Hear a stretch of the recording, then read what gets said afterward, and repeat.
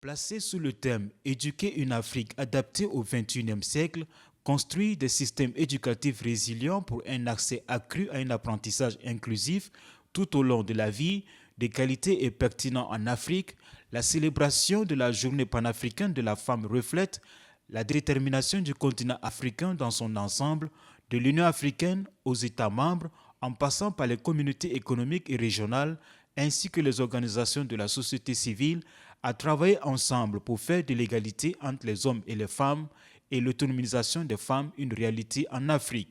Pour la présidente du comité d'organisation de la journée panafricaine, Amina Tidjani Yaya, le Tchad attache du prix à tout ce qui vise la promotion de la femme.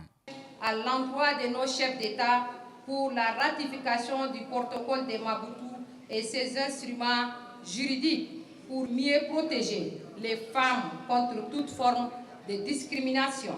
À ce sujet, avec votre permission,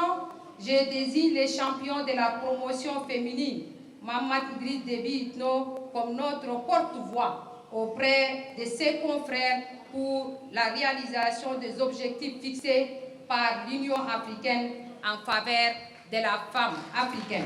Les femmes et les filles sont indispensables pour une Afrique prospère et pacifique et pour l'atteinte d'un développement durable et inclusif, devrait signifier le 4e vice-président du Parlement panafricain, Djida Mahamat à l'assistance. De rappeler que le Parlement panafricain, à travers son groupe de femmes parlementaires, a pris l'initiative de se rapprocher des populations qui représentent pour rendre un vibrant hommage à la femme africaine dans sa diversité. C'est ainsi que le choix a été porté sur la ville de N'Djamena pour célébrer cette journée. Pour la représentante du chef du gouvernement, Amina Priscille Longo, ministre d'État, ministre de la promotion de la femme,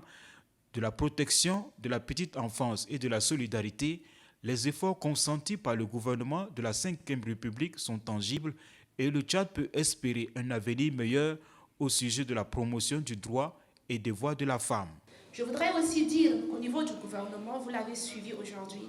le chef du gouvernement, ambassadeur Alamay Aliena, a annoncé la gratuité de l'accès aux filles,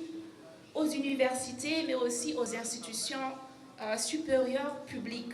Et donc c'est une opportunité, je voudrais sincèrement vous demander en tant que parents de vous en approprier. La célébration de la journée panafricaine de la femme offre l'opportunité aux acteurs politiques de jeter un regard rétrospectif sur les réalisations, identifier les failles et enfin proposer des pistes de solutions pour corriger les manquements constatés tout le long de leur analyse.